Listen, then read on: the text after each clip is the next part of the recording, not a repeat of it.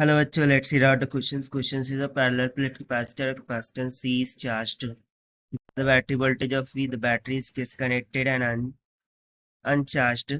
Capacitor B is capacitance 2C is connected across. Find the ratio of A. Final charges on A and B.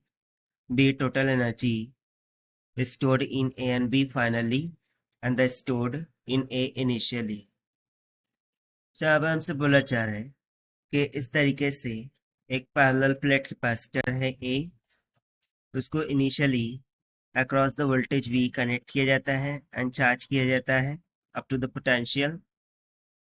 अब इसको हम एक another capacitor B के साथ parallel में इस तरीके से कनेक्ट कर रहे हैं जिसकी कैपेसिटेंस 2C के इक्वल है। सो हमें ratio of their charges and potential energy और इलेक्ट्रोस्टैटिक एनर्जी निकालना है। तो चलिए स्टार्ट करते हैं सोल्यूशन से, but before of its let's talk about the key concept which we are going to use here for this question. So यहाँ पर हम चार्ज टू कैपेसिटर इस concept का यूज करेंगे. So basically we remember that the charge across the capacitor is equals to C equivalent times of the potential V होगा. उस तरीके से इलेक्ट्रोस्टैटिक पोटेंशियल एनर्जी का यदि हम फॉर्मूला लिखें, so U is equals to 1/2 CV का स्क्वायर होगा, जहाँ पर C कैपेसिटर भी voltage, your internal energy or the electrostatic energy, C equivalent will be the equivalent capacitance. So since we are charging the A, so during the charging इस पर positive इस पर negative इस तरीके से चार्जेज आ जाएंगे और इसके अक्रॉस में जो चार्ज होगा वो Q is equals to C times of V के इक्वल हो जाएगा. अब जैसे कि हम इसको अनदर कैपेसिटेंस B के साथ कनेक्ट करेंगे, तो उस टाइम पर माना कि इसका चार्ज Q1 हो जाएगा, इसका चार्ज Q2 हो जाएगा, क्योंकि दोनों सीरीज में कनेक्टेड है. सो ये चार्ज क्या करेंगे, एक दूसरे को इक्वलाइज करेंगे. So therefore we would say that कि Q1 is equal to C times of V1 हो जाएगा और Q2 is equal to capacitance कितनी है 2 टाइम्स ऑफ C, सो ये 2CV2 हो जाएगा. By using the conservation of charge, ये जो न्यू चार्ज है Q1 प्लस में Q2, this must be equal to the initial charge Q. So यहाँ से Q1 प्लस में Q2 is equal to initial charge कितना था C टाइम्स ऑफ V के इक्वल, और ये कितना है CV1 और 2CV2 is equal to C times of V. So basically parallel में जो पोटेंशियल होता है वो सेम होता है. सो let's say V1 equals to V2 is equals to V1, यानी कि V1 हम मान लेते हैं, से हो जाएगा C times of V1 plus में 2C times of V1 is equals to CV. So यहाँ से हमें मिल जाएगा द चार्ज Q1 और V1 is equals to potential V1 हम देंगे, this will be equals to V divided by 3. इसको हम ऊपर सब्स्टिट्यूट कर देंगे, तो charge Q1 will comes out CV by 3 and उस तरीके से charge Q2 will comes out 2CV by 3.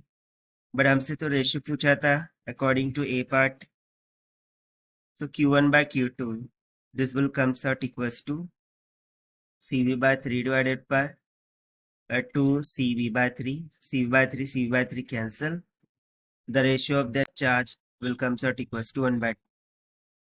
So this is the answer for A part of this question. Now for the B part we need to calculate the electrostatic energy ratio. So इसके लिए हमें A और B के across में electrostatic energy निकालनी होगी. So total electrostatic energy across the capacitor A would be equals to 1/2 CV का square, this will be equals to, in terms of charge ये जाएगा 1/2 Q square divided by C. इसे हम दे देंगे equation first. Now since the capacitor B is connected across the capacitor A, so उस वजह से दो नेट कैपेसिटेंस हो, this must be equals to CA plus CB because both are connected in parallel, and this will be equals to C plus twice of C is equals to thrice of C. So total capacitance हमारे पास कितनी आ गई, thrice of C की. So now we will calculate the net electrostatic energy.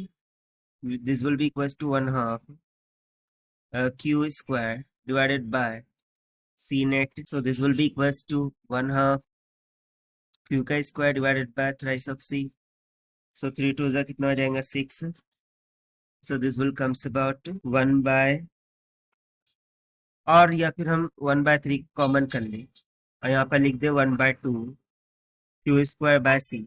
So 1/2 Q square by C ये क्या था, potential energy at across A. So हम simply बोल सकते हैं कि जो नेट इलेक्ट्रोस्टैटिक एनर्जी है this is nothing but equals to 1/3 times of U A, that means U net by U A का रेशियो आ जाएगा 1/3 के equal. So this will be the required answer to B part of this question, क्योंकि B part में हमसे ये पूछा था टोटल इलेक्ट्रोस्टैटिक एनर्जी जो स्टोर हो रही है in A and B final case में उसका, and the that of stored in A at initially. So initially across A U A हो रही थी, वो 1/2 CV का स्क्वायर यानी कि 1/2 क्यू स्क्वायर बाय सी के इक्वल था, और फाइनल कंडीशन में बोथ ए एंड बी के अक्रॉस में unit equals to 1/3 times of 1/2 Q square by C इतनी हो रही थी। सो उसका रेशियो हमें कितना मिल गया 1/3 की। So this is the complete solution. I hope you understand. Well, best of luck, thank you.